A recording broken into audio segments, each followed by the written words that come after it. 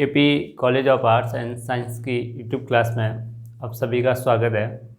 तो अपन कंटिन्यू जो physical geography है उसको कंटिन्यू कर रहे थे। उसमें जो अभी अपना जो लेसन है, इस लेसन को अपने स्टार्ट कर दिया था जो लास्ट क्लास हुई थी उसके अंतर्गत। तो ये जो टॉपिक है इसके दो प्रमुख पार्ट है, एक भूकंप के ऊपर है और दूसरा ज्वालामुखी के ऊपर है। तो अब फर्स्ट फेज के अंदर इस टॉपिक में बात करेंगे वो भूकंप के ऊपर करेंगे, और भूकंप को अपने जो ये पार्ट है उसको स्टार्ट कर दिया था कि भूकंप का सामान्य अर्थ क्या होगा। भूकंप के जो प्रभाव होते हैं वो दो रूपों में होते हैं, क्षैतिज रूप में होता है और लंबवत रूप में होता है, और किस प्रकार के जो लहरें हैं वो उठती है। जैसे अपन ने एक उदाहरण के रूप में देखा था कि जो स्थिर पानी होता है उसके अंदर कंकड़ फेंकते हो या पत्थर मारते हो तो जो लहरें निकलती है गोलाकार रूप में, उसी तरह से पृथ्वी का जो आंतरिक भाग है, जब वहाँ पे जो अपन ने कहते हैं भूकंप जो सिस्मोलॉजी यंत्र होता है उसके अंदर तीन प्रकार की जो तरंग है उसको अनुभव किया, यानी भूकंपीय तरंग है वो तीन प्रकार की है। वो अपने जो पहले पढ़ा था उस चीज़ को, तो प्राथमिक तरंगे थी, द्वितीयक तरंगे थी और त्रैदलीय तरंगे थी। तो उसी तरह से अपन देखें तो अभी जो अपने इस क्लास के अंदर जो डिस्कशन का जो पॉइंट रहेगा वो भूकंप के जो कारण होते हैं, यानी भूकंप है उसकी उत्पत्ति क्यों होती है, उसके पीछे जो कारण है उन कारणों को अभी देखेंगे एक एक करके। तो सामान्य सा तो अगर कारण देखा जाएगा भूकंप का वो ये है कि ये जो भूपटल है इसके अंदर असंतुलन का होना, यानी जो संतुलित अवस्था में भूपटल है उसमें असंतुलन का होना ही भूकंप की उत्पत्ति का मुख्य कारण। और भूकंप एक सामान्य रूप से देखा जाए तो एक प्रकार का कंपन ही होता है।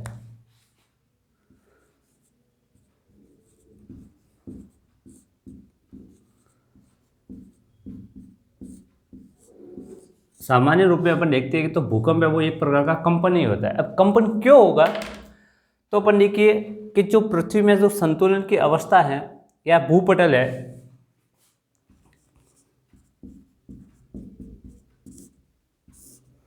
भूपटल में जो संतुलन की अवस्था होती है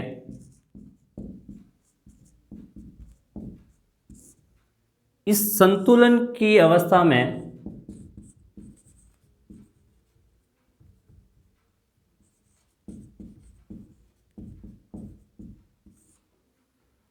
संतुलन की जो अवस्था होती है इसके अंदर असंतुलन का होना ही क्या है, कंपन है। उस कंपन की वजह से क्या आएगा, भूकंप है उसकी उत्पत्ति होगी। यानी जो भूपटल है उसमें संतुलन की अवस्था हमेशा ही देखने को मिलेगी। और जो अपने आइसोस्टेसी वाला जो टॉपिक देखा था भू संतुलन वाला, उसके अंदर इस चीज़ को अपन ने काफ़ी डिटेल से देखा था। तो उसका भी इस पॉइंट के माध्यम से जो भूपटल में जो भ्रंश है उसको देखेंगे, और जो भू संतुलन की अवस्था है, अव्यवस्था है, उसको देखेंगे अपन। तो जो भू संतुलन की जो व्यवस्था होती है, उस संतुलन जो भू संतुलन की जो व्यवस्था होती है उसके अंदर असंतुलन का होना ही क्या है, भूपटल है, वो भूकंप का कारण बनेगा। यानी जो भूपटल पर जो संतुलन की व्यवस्था होती है उसमें अव्यवस्था का होना, यानी आपको इस रूप में भी दे सकते हैं कि जो भूपटल पर जो संतुलन की व्यवस्था होती है इस व्यवस्था में अव्यवस्था का होना,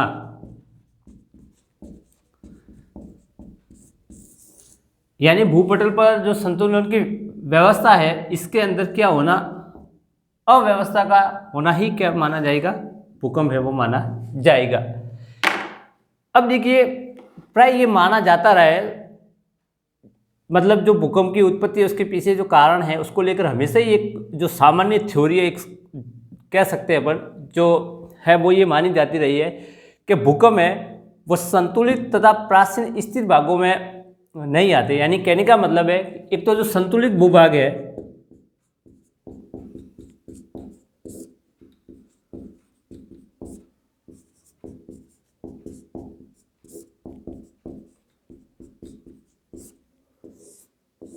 एक जो सामान्य सी थ्योरी है उसके आधार पर ये कहा जाता है कि जो संतुलित तथा जो प्राचीन स्थिर भूभागों में वहां पे भूकंप नहीं आते।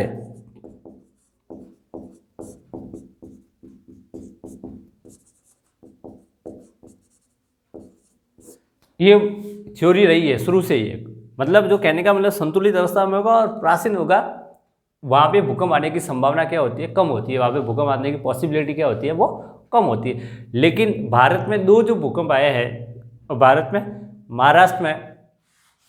महाराष्ट्र राज्य में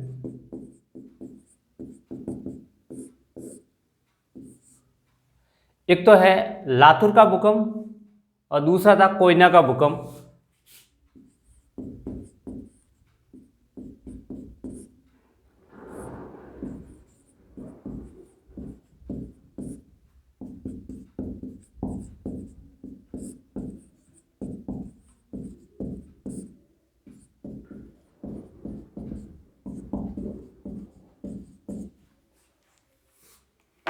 कोयना का भूकंप 1967 और लातूर का भूकंप 1993 में। ये दोनों भूकंप है, इन्होंने ये जो सामान्य सी एक प्रकार की थ्योरी थी कि संतुलित तथा प्राचीन स्थिर भूभागों में भूकंप नहीं आते। अब ये महाराष्ट्र की बात है, तो महाराष्ट्र है वो भारत का जो प्रायद्वीपीय पठारी भूभाग है उसका एक भाग है। तो वो भारत का जो प्रायद्वीपीय पठारी भूभाग है उसको शुरू से ये मानता जाए कि वो प्राचीन भूभाग है तथा स्थिर अवस्था में, इसलिए वहाँ पे भूकंप नहीं आता है। लेकिन ये दोनों जो भूकंप आए 1967 और 1993, कोयना का और लातूर का, अब उसके बाद ये जो विचारधारा थी ये इसको पूरी तरीके से बदल दिया, यानी उसको हिलाकर रख दिया कि ये मत था कि प्राचीन तथा संतुलित जो भूभाग है वहाँ पर भूकंप नहीं आ सकता है। लेकिन ये जो भूकंप आया, उन्होंने ये जो विचारधारा थी लोगों की, जो विद्वानों की, उस थ्योरी को ही पूरी तरीके से क्या कर दिया, हिलाकर रख दिया। अब क्योंकि दक्षिण का जो पठारी भाग था वो एक स्थिर भूखंड है और वहाँ पे विनाशकारी जो भूकंप है उसका आविर्भाव कैसे हो सकता है, यानी एक थ्योरी थी कि प्राचीन भारत का जो प्रायद्वीपीय पठारी भूभाग है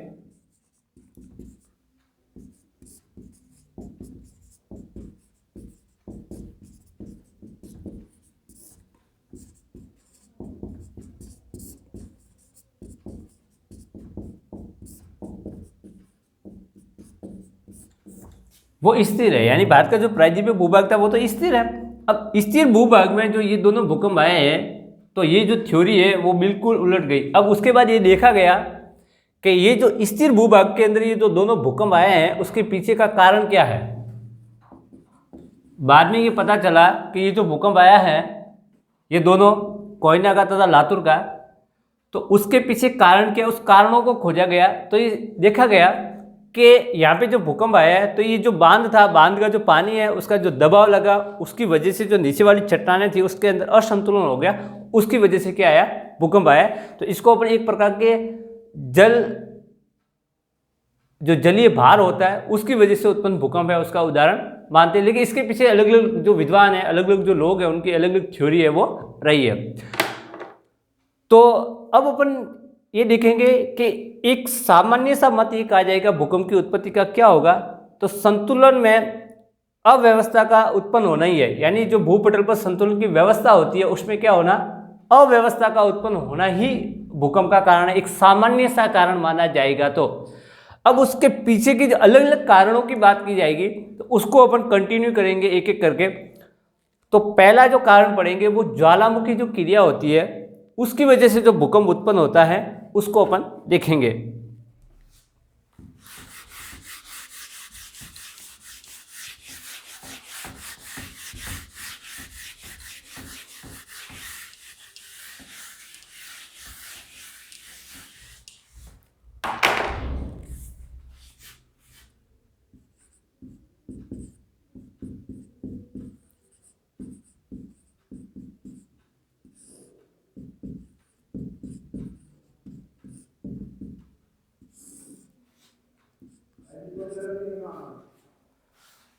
अब देखिए सिंपल सी बात है कि भूकंप और ज्वालामुखी में एक प्रकार का जो संबंध है वो भी देखने को मिलेगा, क्योंकि इन दोनों का जो क्षेत्र है यानी भूकंप प्रभावित क्षेत्र और ज्वालामुखी प्रभावित क्षेत्र उसमें समानता देखने को मिलती है। अब देखिए जब ज्वालामुखी का उद्गार होता है उस समय जो भयंकर विस्फोट के साथ जो लावा तथा मैग्मा निकलता है उसकी वजह से भी भूकंप है उसकी उत्पत्ति हो सकती है। तो भूकंप की उत्पत्ति के पीछे ज्वालामुखी जो क्रिया है उसको भी प्रमुख कारण माना जाता है। यानी कहने का मतलब है कि जब ज्वालामुखी की क्रिया घटित होती है, ज्वालामुखी का उद्गार होता है,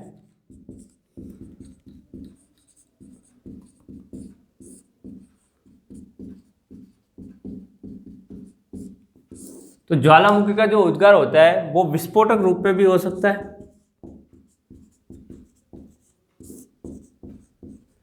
जब बहुत ही तीव्रता के साथ क्या होता है, ज्वालामुखी का उद्गार होता है, तो उससे जो लावा या मैग्मा वो तो निकलेगी, ज्वालामुखी का उद्गार होता है तो ऑब्वियसली स्वाभाविक बात है। तो उससे जो क्या होगा, विस्फोट के साथ उसकी जो तीव्रता होती है ज्वालामुखी की, उससे क्या होगा, जो संतुलन की अवस्था होती है भूपटल पे, उसमें क्या होता है, असंतुलन उत्पन्न हो जाता है, उससे भूकंप की उत्पत्ति होती है। लेकिन इसका अपन ये देख सकते हैं, जो प्रभाव होता है, इसकी जो तीव्रता होती है वो सीमित क्षेत्र में भी होती है। लेकिन कुछ ऐसे ज्वालामुखी विस्फोट से जो भूकंप उत्पन्न हुए हैं जिसका प्रभाव बहुत बड़े क्षेत्र में भी देखने को मिलता है। तो ज्वालामुखी क्रिया तथा जो भूकंप है वो एक दूसरे के अभिन्न अंग अपन कह सकते हैं।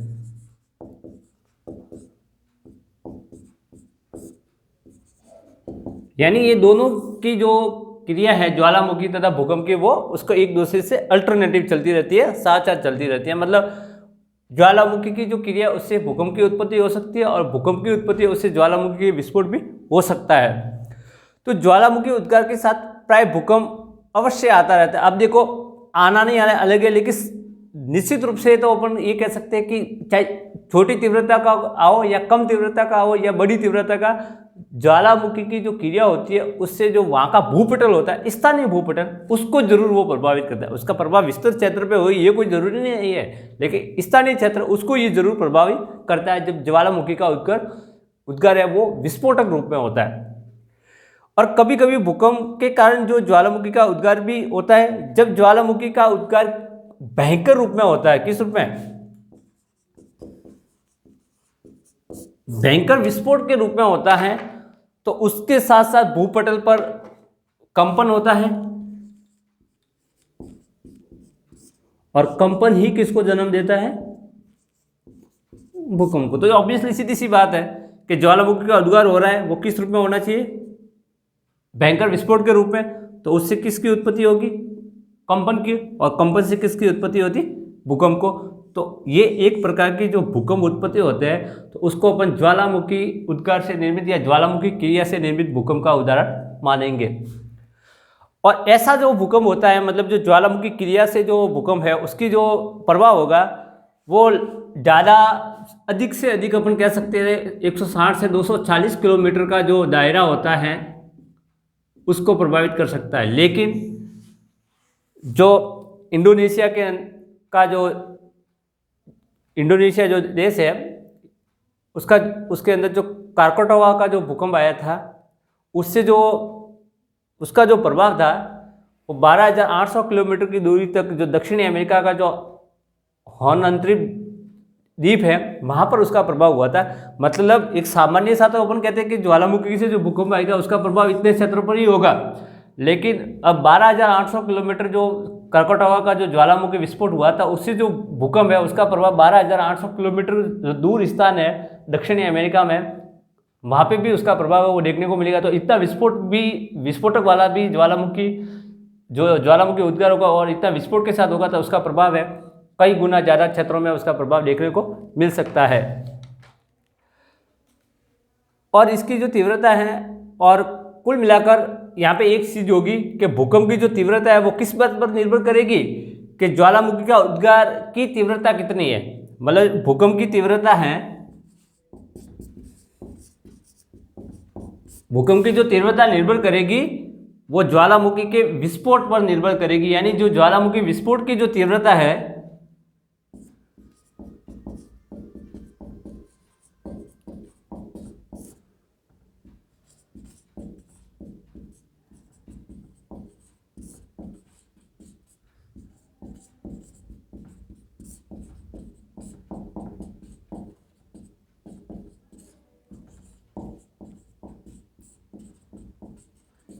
कहने का मतलब ये हुआ कि भूकंप की जो तीव्रता है वो किसके ऊपर निर्भर करेगी कि ज्वालामुखी का जो विस्फोट होगा उसकी तीव्रता कितनी है। उसकी अगर तीव्रता ज़्यादा है तो निश्चित रूप से उसका प्रभाव भी क्या होगा, कई गुना ज़्यादा क्षेत्रों पर देखने को मिलेगा।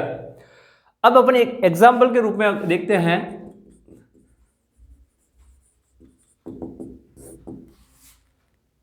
तो 1883 के अंदर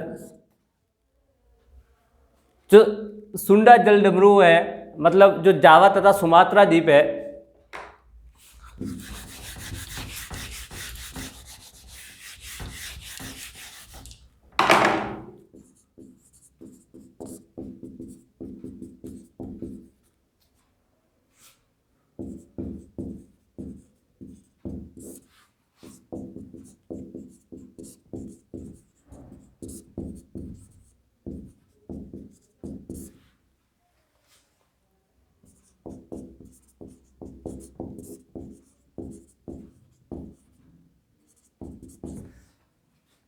यानी जो 1883 में सुंडा जो जल डमरू है, जावा तथा सुमात्रा जो द्वीप है, और ये इंडोनेशिया के है।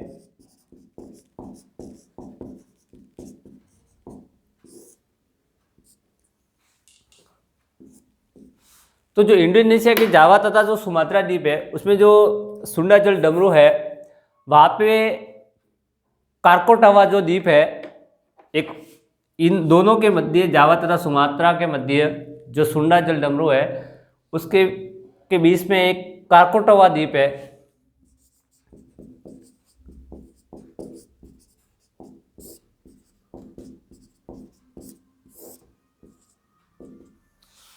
तो जो कारकोटावा द्वीप पर जो ज्वालामुखी का भयंकर विस्फोट हुआ था, मतलब कहने का मतलब जो सुंडा जल डमरू व जावा तथा सुमात्रा द्वीपों के मध्य वहाँ पे और है कारकोटावा का द्वीप। तो कारकोटावा जो द्वीप है, वहाँ पे बहुत ही भयंकर ज्वालामुखी का विस्फोट हुआ था, और इसका जो प्रभाव था, यानी यहाँ पे जो विस्फोट हुआ था ज्वालामुखी का,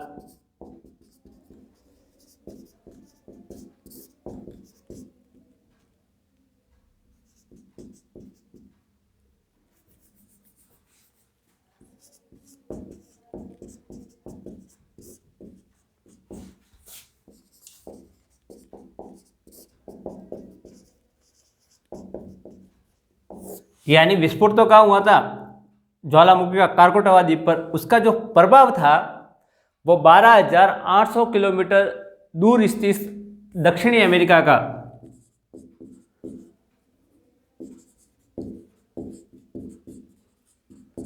द्वीप है हॉर्न अंतरीप।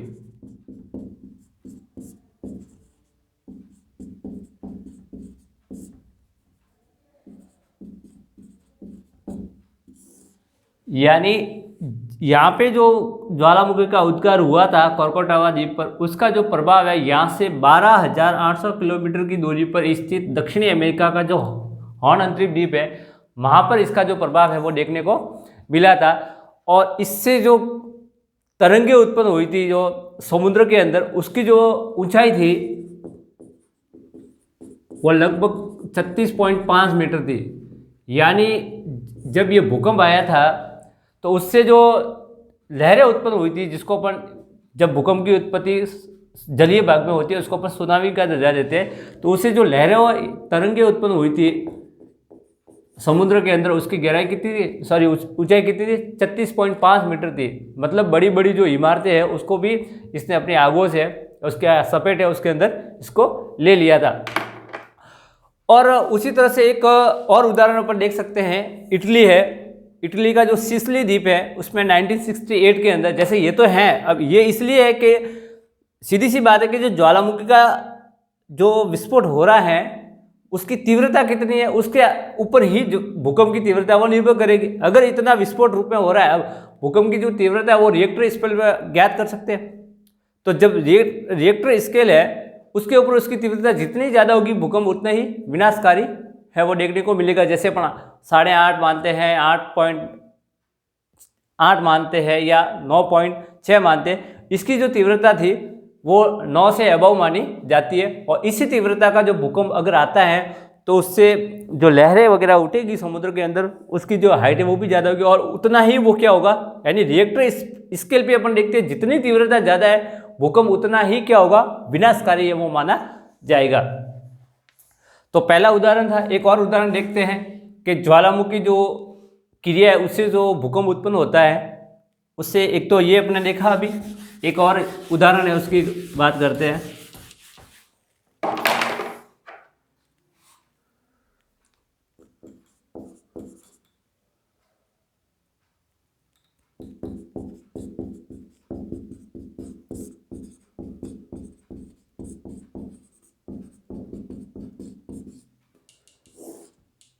अठारह की बात है, 1968 सिसिली द्वीप है इटली का।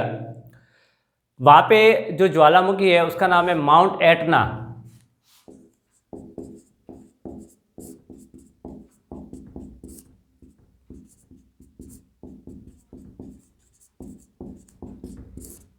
जब ये माउंट एटना ज्वालामुखी है उसमें अचानक भयंकर उद्गार हुआ था। मतलब एक्चुअली में जो भूमध्य सागरीय जो क्षेत्र है उसको प्रकाश गर्भ भी बोला जाता है उसको।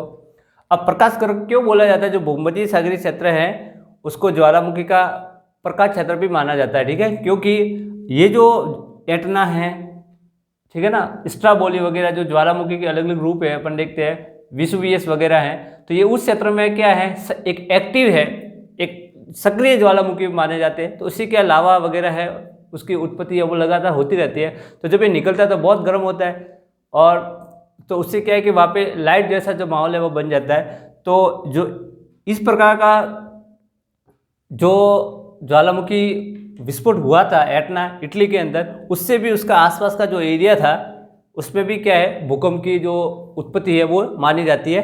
तो जहाँ पे इस प्रकार का जो ज्वालामुखी विस्फोट हो रहा है, जो बहुत ही तीव्रता है जिसकी, तो वहाँ पे भूकंप आने की संभावना है वो ज़्यादा देखने को मिलती है। तो 1968 के अंदर जो सिसिली द्वीप है इटली का, जो माउंट एटना ज्वालामुखी है, उसमें अचानक क्या होता है, उद्गार, उससे भी भूकंप है उसकी उत्पत्ति हुई थी। और जो सिसिली द्वीप है, अब सीधी सी बात है, सिसिली द्वीप पर हुआ तो इससे जो भूकंप उत्पन्न हुआ था उससे जन धन की हानि भी अधिक हुई थी। तो जहाँ पे भी भूकंप तो आएगा वहाँ पे ऑब्वियसली देखा जाएगा दोनों की हानि होती है, जन की भी आती है और जन की भी हानि होती है और धन की भी हानि होती है।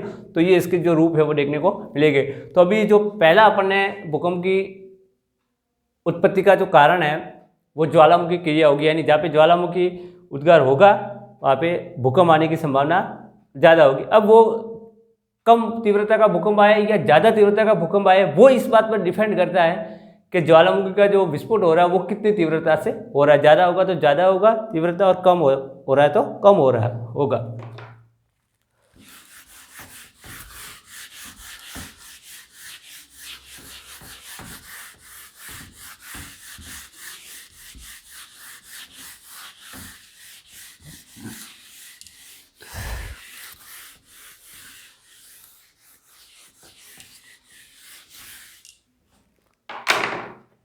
दूसरा जो कारण पढ़ेंगे, भूपटल भ्रंश।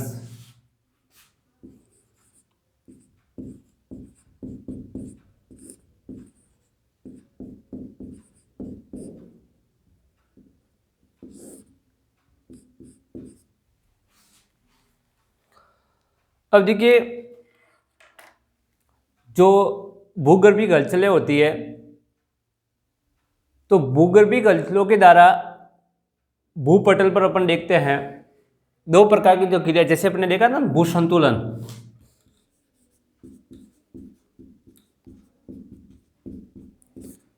अर्थ मूवमेंट वाला जो टॉपिक पढ़ा था उसके अंदर अपन ने देखा था कि जो दो प्रकार के बल होते हैं, अंतर्जातीय बल और बहिर्जातीय बल, उसके अलग अलग अपने रूप देखा था। एक चार्ट के माध्यम से उसको समझने की कोशिश अपन ने की थी।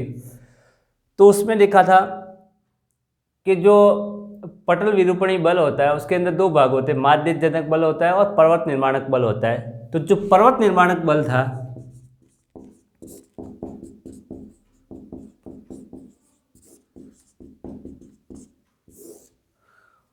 उसके अंतर्गत वापस अपन ने दो भागों को पढ़ा था, एक तो तनाव के रूप में देखा था, एक संपीड़न के रूप में। इससे जो क्रिया होती हैं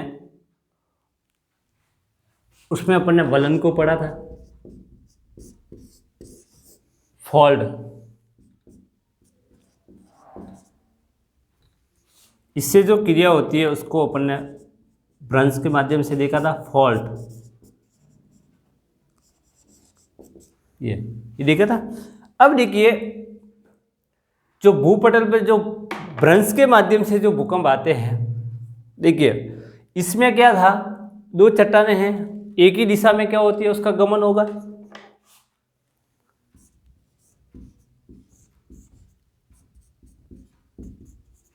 इसमें क्या होती है, दो चट्टानें होती है, वो विपरीत दिशा में जाएगी, तनाव काम करेगा। अब क्या होगा, भ्रंश में क्या होगा, जैसे जिसको इंग्लिश के अंदर अपन ये बोल सकते हैं कि वो फॉल्ट होता है। अब क्या होगा कि एक भूभाग है वो स्थिर अवस्था में है, क्या है, स्थिर है। तो अगर उसके आसपास का जो एरिया है उसमें क्या हो जाता है, तनाव हो जाएगा, खींचने की कोशिश करेगा, क्या करेगा, तो वो भूभाग होगा, बीच वाला जो भूभाग होगा वो दब जाएगा, क्या जाएगा, दब जाएगा। अब धंसने से क्या होगा, जो संतुलन था उसके अंदर क्या हो गया, असंतुलन हो गया, यानी चट्टानें हैं वो एक दूसरे को और क्या गया, तनाव लगा रही है। तो तनाव की वजह से एक इधर जाने की कोशिश करेगी और एक इधर खींचने की कोशिश करेगी। तो सीधी सी बात है, असंतुलन का होना ही क्या है, उसे असंतुलन की वजह से कंपन होगा, और कंपन की वजह से किसकी उत्पत्ति होगी, भूकंप की उत्पत्ति है वो मानी जाती है। और इसके माध्यम से जो भूपटल पर जो भ्रंश है उसकी क्रिया के माध्यम से अपन कहते हैं बड़े बड़े जो भूकंप है, बड़ी अधिक तीव्रता के जो भूकंप है उसकी उत्पत्ति है वो मानी जाती है। तो देखिए भूगर्भिक जो हलचलों द्वारा भूपटल पर भ्रंश तथा वलन की जो क्रिया उसका निर्माण होगा, यानी ये जो क्रिया है भूपटल पर, वो जो पर्वत निर्माणक बल है, यानी जो पर्वत बनता है, यानी कहने का मतलब ये पर्वतीय क्षेत्रों में है, वहाँ पे ज़्यादा घटित होने वाली घटना है वो मानी जाती है। और इस क्रिया के द्वारा जो भूकंप आते हैं वो जो हिल्स एरिया होते हैं वहाँ पे ज़्यादा देखने को वो मिलता है। तो उससे तनाव है, संपीड़न के माध्यम, क्योंकि अगर पर्वत बन रहा है तो उससे जो प्रेशर लगेगा दोनों ओर से, तो उससे भी क्या होगा, बड़ा तीव्रता का भूकंप आ सकता है। और अगर उससे तनाव होगा तो उससे भी भूकंप है उसकी उत्पत्ति हो सकती है, ठीक है ना। तो ऐसी जो भूकंप है वो भूपटल पर भ्रंश निर्मित जो भूकंप है उसके उदाहरण माने जाएंगे। तो इन परिवर्तनों का जो प्रमुख कारण होता है खिंचाव तथा संपीड़न की शक्ति होगी। अगर ये हो रहा है तो खिंचाव हो रहा है, भाई एक इस लेफ्ट की तरफ जा रहा है तो एक राइट की तरफ जा रहा है, खिंचाव तो हो ही रहा है। और ये होगा तो संपीड़न होगा, और संपीड़न होगा तो अपन देखते हैं ये जो वलन है अगर इस तरह का है तो निश्चित रूप से जब बनेगा वहाँ पे तो कंपन उत्पन्न हो गई, और कंपन होगा तो भूकंप की उत्पत्ति होनी ही होनी है। तो संपीड़न बल के कारण भूपटल में क्या होगा, मोड़ पड़ेगा। अब देखो जब ये बल काम करेगा, अब ये बल कैसे, इस तरह से भी चट्टानें आ रही है और इस तरह से भी है, उसका फोर्स लग रहा है, तो सीधी सी बात है उसमें मोड़ पड़ेंगे, एक अभिगति के रूप में होगा, एक अवनति के रूप में। कैसा भी हो, असंतुलन हो गया भूपटल पर या उसके आंतरिक भाग में, तो भूकंप की उत्पत्ति निश्चित रूप से होनी ही होनी है। तथा जो मोड़दार वलित पर्वतों की रचना होती है, अब इस प्रकार का होगा तो इससे जो पर्वत बनेंगे उसको ऑब्वियसली अपन क्या मानते हैं, जो मोड़ के द्वारा पर्वत बनते हैं उसको अपन मोड़दार पर्वत बनेंगे। तो जो संपीड़न के द्वारा है वो मोड़दार जो पर्वत है, फोल्डेड माउंटेन बोलते हैं जिसको, तो जो मोड़दार पर्वत है वो संपीड़न के कारण बढ़ेंगे। तो उससे जो क्या होगा, जो ये क्रिया होगी उससे मोड़ पड़ेंगे, उससे भूकंप की उत्पत्ति है वो होगी। ये क्रिया जब तीव्रता तथा आकस्मिक कंपन होती है तो भूकंप का अनुभव किया जाएगा। दूसरी बात है कि ये तो सीधी सी बात है कि भूकंप के विषय में एक चीज़ तो कहा जाता है कि वो हमेशा सडनली होता है, अचानक घटित होने वाली क्रिया होती है, उसका पूर्वानुमान संभव नहीं होता है। लेकिन आज का अपन देखिए वैज्ञानिक दौर में पूर्ण रूप से तो नहीं, लेकिन उसके आंशिक तौर से अपन कह सकते हैं, थोड़ा बहुत जो प्रेडिक्शन है वो अपन कर सकते हैं, ठीक है ना। तो ये क्या होगा, अचानक जब इसकी तीव्रता ज़्यादा होती है किसकी, संपीड़न की, तो उससे भूभाग ऊपर उठेगा या नीचे धसेगा, कैसा भी ऊपर उठो या नीचे धसो, बस असंतुलन होना ही क्या है, भूकंप की उत्पत्ति का कारण है वो माना जाएगा। और यही कारण है कि अधिकांश जो इस प्रकार के जो भूकंप आते हैं, भूपटल जो भ्रंश है वो नवीन मोड़दार पर्वतों की श्रेणी, अब जैसे अपने हिमालय है, रॉकी है, एंडीज है, एटलस है, ये जो पर्वत है वो सभी नवीन मोड़दार पर्वतों के उदाहरण। और इसी क्षेत्र में अपन भारत में भी देखते हैं अधिकांश जो भूकंप जो संभावित क्षेत्र माना जाता है, मुख्य रूप से जो अर्थ की एक्टिव जो एरिया है वो हिमालय वाला क्षेत्र जो है, नॉर्थ इंडिया है, नॉर्थ ईस्ट इंडिया है, वो ज़्यादा माना जाता है क्योंकि पूरा का पूरा हिल्स एरिया। और दूसरी बात है कि वो नवीन मोड़दार पर्वत हिमालय उसका भाग है, तो वहाँ पे अभी भी जो चट्टानें हैं उसके अंदर संतुलन नहीं हुआ, इसलिए जब भी भूकंप आता है तो भारत का जो सबसे प्रमुख रूप से जो भूकंप प्रभावित क्षेत्र माना जाता है वो हिमालय वाला जो एरिया है वही माना जाता है। हाँ, दक्षिण में भूकंप अपन देखते हैं कि लातूर का कोयना का भूकंप आया था, उसके बाद में ज़्यादा बड़ा भूकंप देखने को नहीं मिला, क्योंकि वो जो भूगर्भिक दृष्टि से ऐसा एरिया माना जाता है भारत का जो स्थिर अवस्था में माना जाता है। इसलिए जो भारत का जो उत्तरी पूर्वी जो भाग है वहाँ पे भूकंप आने की संभावना क्या ज़्यादा रहती है, क्योंकि वो इसी प्रकार का जो एरिया है नवीन मोरजा पर्वत उसके अंतर्गत गिना जाता है।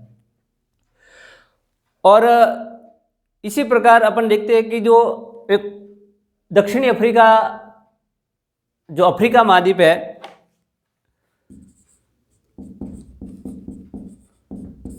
अफ्रीका महाद्वीप में जो दरारी घाटी है, अब दरारी घाटी क्यों है, ये भी इसी का ही है। अपने कहा कि भ्रंश भी होता है, दरारें भी होती है, छटकने भी होती है। अब जब क्या होगा, अब ऐसा कोई भूभाग था ये, ठीक है। अब जैसे यहाँ पे भी क्या है, तनाव काम किया तो एक इधर जाएगा एक इधर जाएगा, तो इसमें बीच में क्या हो जाएगी, दरारें हो जाएगी, क्या हो जाएगा, गैप हो जाएगा। क्या हो जाएगा, वो भूभाग नीचे दस सकता है, तो उससे क्या हो, दरारें होगी। तो जब इस तरह का जो प्रभाव है वो बहुत ही तीव्रता से होगा, अचानक होगा, तो भूकंप की उत्पत्ति होती है। और जो अफ्रीका का जो दरारी घाटी वाला एरिया है उसमें इस अधिकांश जो भूकंप है वो इसकी वजह से अनुभव है वो किए जाते हैं। आई बात समझ में ना।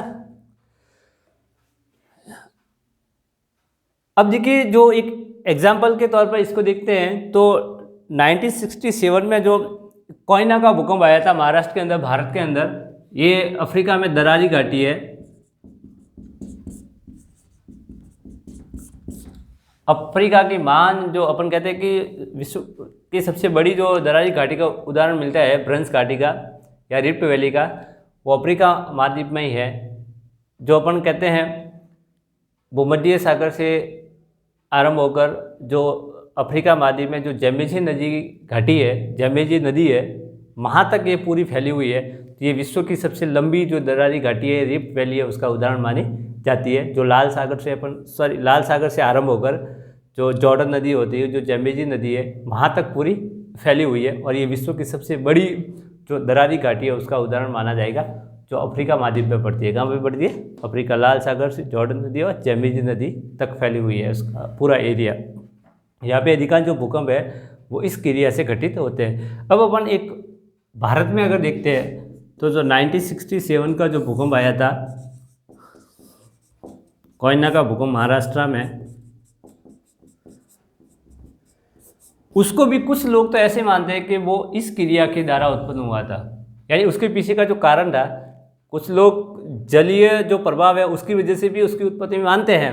मैंने कहा कि अलग अलग जो लोग हैं उनका अपना अपना अलग अलग पॉइंट ऑफ व्यू है उसकी। अब कुछ लोग ऐसे हैं जो ये भी मानते हैं कि जो कोयना का 1967 में जो अर्थक्वेक हुआ था उसके पीछे जो ये फॉल्टिंग वाली जो क्रिया है वो उत्तरदायी थी, भ्रंश वाली, ठीक है ना।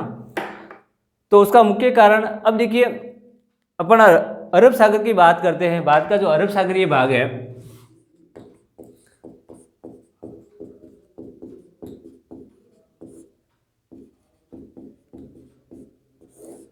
अब अरब सागर का जो निर्माण हुआ है वो ट्रसरी युग में हुआ था।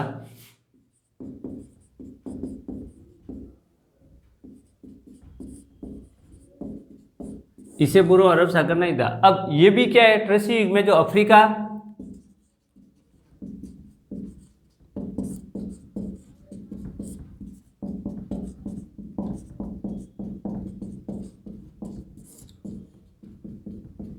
तथा गोंडवाना लैंड का जो भाग था वो दक्षिण पूर्व की ओर खिसक गया। यानी कहने का मतलब जो अफ्रीका तथा जो गोंडवाना लैंड का भाग था उसके खिंचाव के कारण अरब सागर का निर्माण हुआ है। और ये कब हुआ है, वो ट्रसरी युग में हुआ है। अब ट्रसरी युग से पहले अरब सागर का जो अस्तित्व है वो नहीं था। और क्यों नहीं था, ये दोनों जो भूभाग के छटे हुए थे। अब जैसे ही अफ्रीका का भाग, और अफ्रीका का कौन सा भाग है, स्पेशली अपन देखते हैं जो पूर्वी भाग है वो, और गोंडवाना लैंड का जो भाग है उसका धसा हुआ, उसकी वजह से अरब सागर का निर्माण हुआ।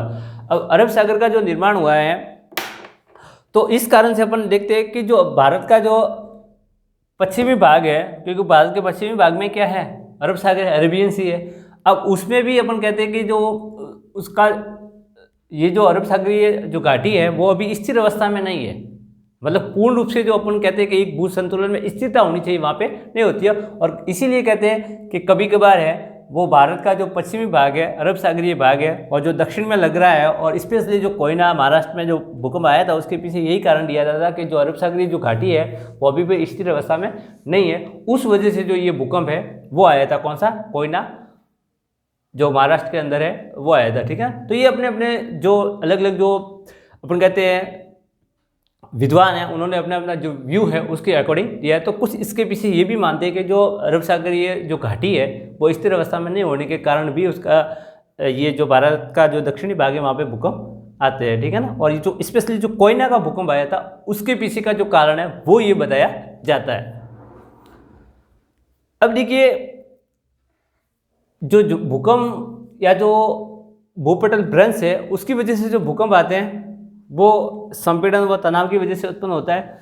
अब एक विद्वान हुए हैं H.F. रीड, जिन्होंने भूकंप की उत्पत्ति के पीछे एक सिद्धांत दिया है जिसको प्रत्यास्थपूर्ण संवहन सिद्धांत इलास्टिक रिबॉर्ड थ्योरी दी है, उसको पढ़ेगा और वो भूकंप की उत्पत्ति के लिए सबसे विश्वसनीय जो सिद्धांत है अपन कह सकते हैं उसको माना जाता है भूकंप की उत्पत्ति के पीछे, उसको अभी अपन देखेंगे।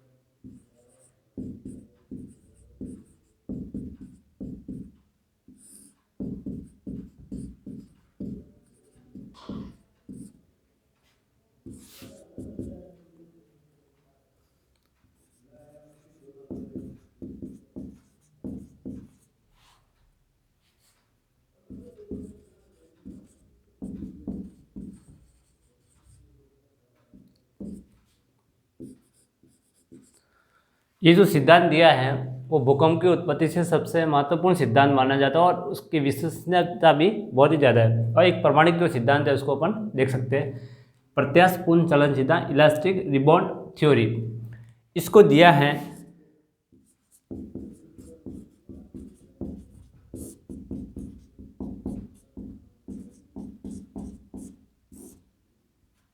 H.F. रीड महोदय ने दिया है। अब ये सिद्धांत क्या कहता है इसको अभी समझना है। तो जो भूपटल जो पर जो भ्रंश आधारित ये सिद्धांत है और इस सिद्धांत का जो संबंध है वो भी किससे हैं,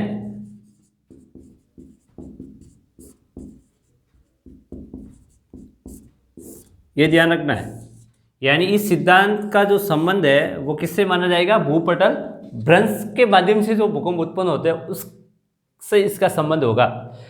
तो कहने का मतलब ये हुआ कि जो भूपटल पर भ्रंश आधारित ये जो सिद्धांत है प्रत्यास्थपूर्ण संवहन सिद्धांत इलास्टिक रिबॉर्ड थ्योरी जो H.F. रीड महोदय ने दिया है।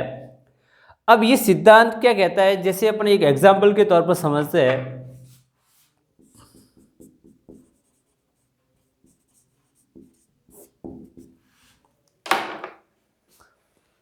आपके पास एक रबड़ होता है जो नोटबुक के ऊपर जो पेंसिल्स वगैरह अपन लिखने के बाद उसको मिटाने के लिए जिसका यूज़ करते हैं वो एक प्रकार का रबड़ होता है। ठीक है, उस रबड़ को आप लेते हो, उसको दोनों हाथ से मजबूती से उसको पकड़ लिया, अब आप उसको खींचते जा रहे हो दोनों ओर से, एक हाथ से इस तरफ खींच रहे हो, एक हाथ से इस तरफ खींच रहे हो।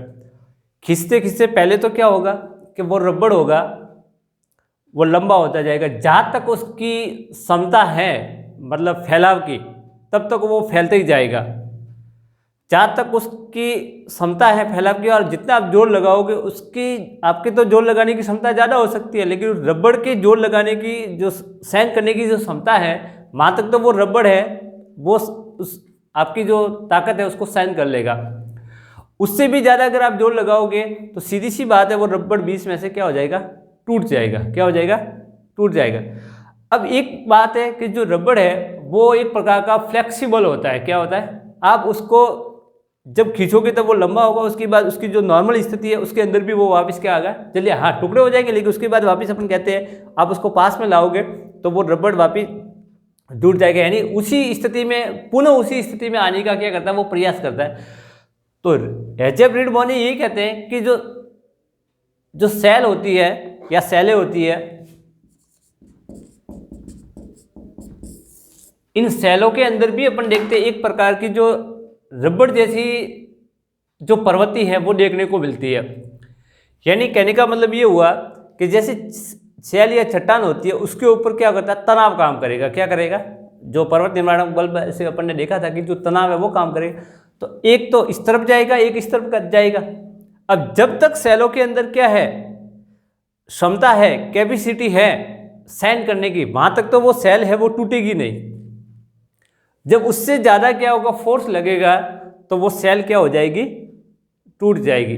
और टूटेगी तो सेलों की अपन क्या वापस ये विस्तृत वापस वो पुनः संतुलन में आने की कोशिश करती है और जल्दी आने की कोशिश करती है।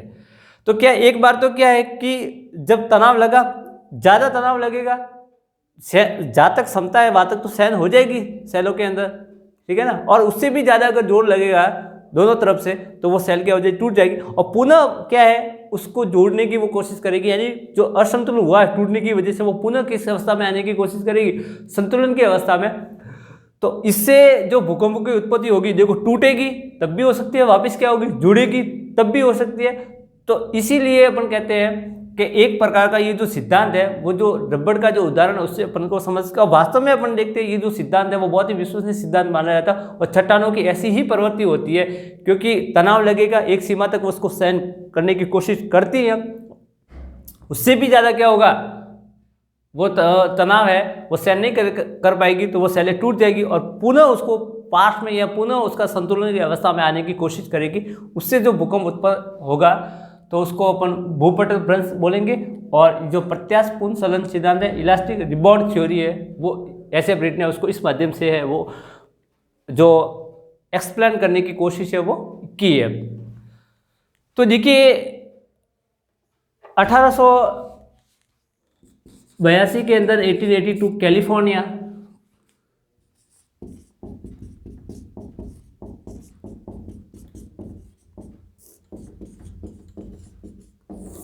कैलिफोर्निया यूएसए के अंदर है।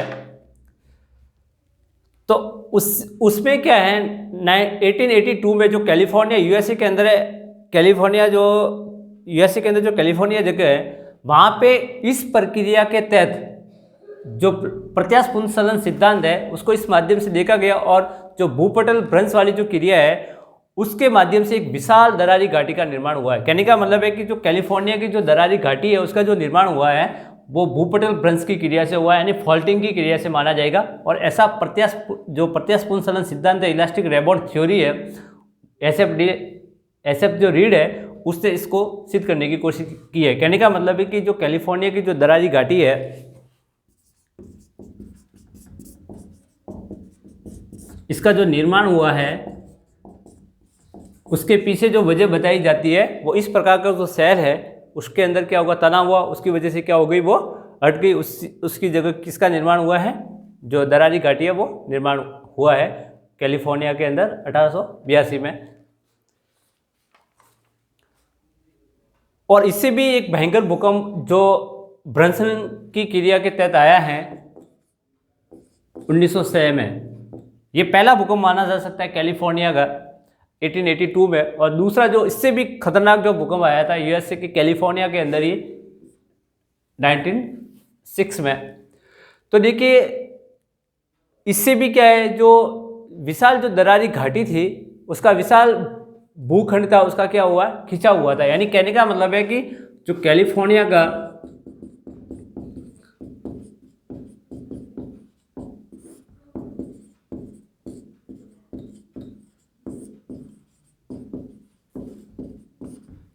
कैलिफोर्निया का जो द्वितीय भूकंप आया वो इससे भी क्या है ज़्यादा खतरनाक था। तो उसका भी जो अपन कहते हैं जो जिस क्रिया के तहत आया है तो वो जो क्रिया थी वो भ्रंशन की क्रिया के तहत हुआ था, यानी दो जो भूखंड थे उसका अंदर क्या हो गया, खिंचा हो गया, तनाव हो गया, उसकी वजह से जो बीच वाली जो भूभाग था, जैसे ये भूभाग इससे एक ही था, ठीक है, ये बुरा। अब इसमें क्या है, इस तरफ से भी फोर्स लग रहा है इस तरह, तो ये बीच वाला जो भाग है उसमें क्या है कि एक दरारी घाटी बन गई और उस वजह से वहाँ पे बहुत भयंकर भूकंप है उसकी उत्पत्ति हुई थी। और ये कब आया था, 1906 के अंदर आया था। और इस खिंचाव का जो सबसे बड़ा रीजन माना जाता है और विश्व का जो सबसे बड़ा जो भ्रंश जिसका निर्माण हुआ था, सेंट एंड्रियास भ्रंश है।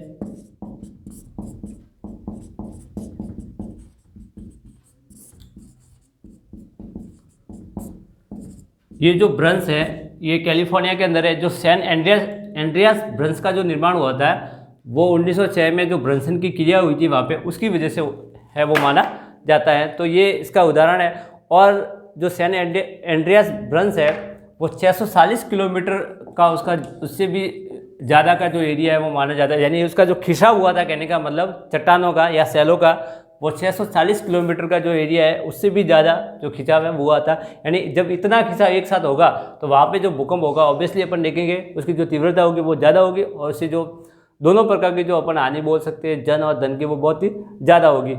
तो ये सैन एंड्रियास भ्रंश है वो इसी की जो भूपटल वाली जो भ्रंश क्रिया उसके तहत उत्पन्न भूकंप का है वो उदाहरण माना जाएगा और ये उसकी खिंचाव की वजह से हुआ था।